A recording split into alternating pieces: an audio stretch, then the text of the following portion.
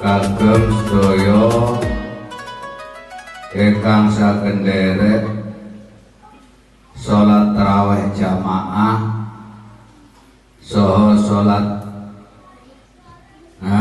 kula wangsuli dhateng sedaya ingkang saken nderek salat isya berjamaah saha nderek salat tarawih saha nderek salat witir. Mugi-mugi ingkang kita laksanakaken menika bener-bener angsal ridhanipun Allah Subhanahu wa taala. Akhiripun kita sedaya pikantuk kebejan ana donya ngantos dumugi wonten akhirat. Boten kraos bilih poso kula lan panjenengan sedaya menika sampun angsal 14 dina. Bilih salat tarawih niku angsal gangsal welas.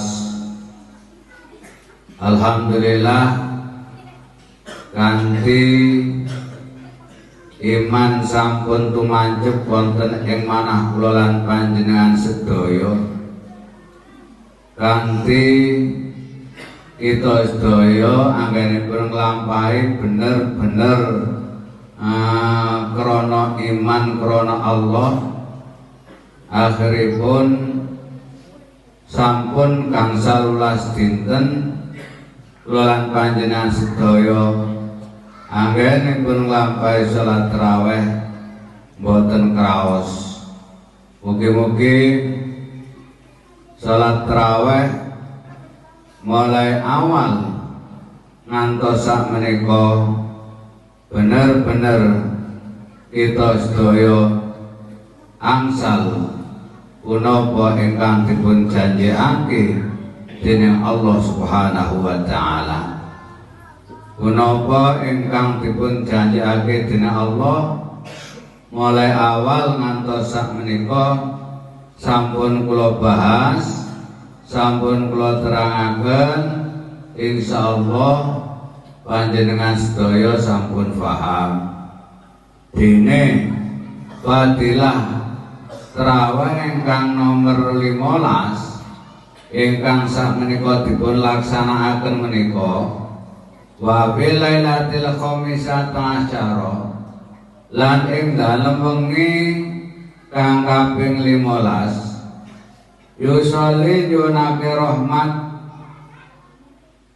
alai ngatasi wong sinten malaikatu malaikat wa hamlatul arsy lan malaikat wa hamlatul arsy lan malaikat kang nyangga aras wal kursi lan kursi sinten kemawon ingkang tarawih malam tanggal 15 Gusti Allah paring hadiah, Gusti Allah paring anugerah, Gusti Allah peparing dhateng kula lan panjenengan sedaya.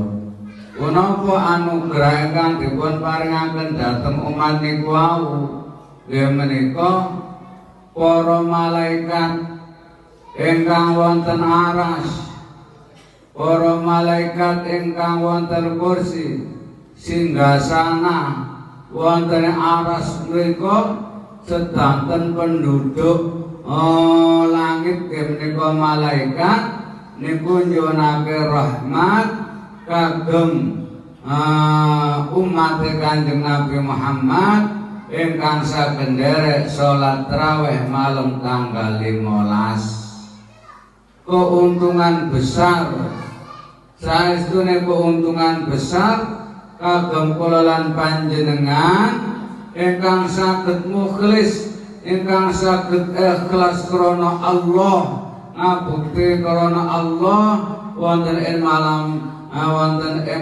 tanggal 15 menika.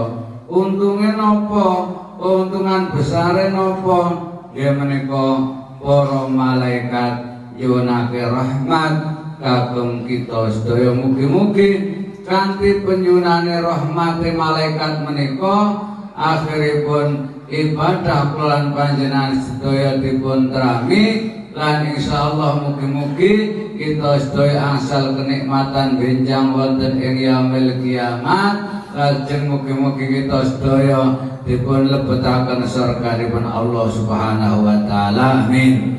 Lan salajengipun ranten iki pembukaan safari Ramadan niki anak-anak pondok langsung dipun mulai mawon sholawatane lah mangke menawi sampun dugi titi wancine kita sareng-sareng zikir lah zikir ya menika zikir ingkang sampun kula serat ingkang sampun kula tulis dene boten saged menika nderek kemawon insyaallah wonten ing bulan suci Ramadan kula lan panjenengan sedaya ngamalaken punapa ingkang mangke dipun amalaken benjing sak sampun riyaden insyaallah kula lan panjenengan sedaya saged ngraosaken perubahan kehidupan kula lan panjenengan sedaya. Perubahan apa?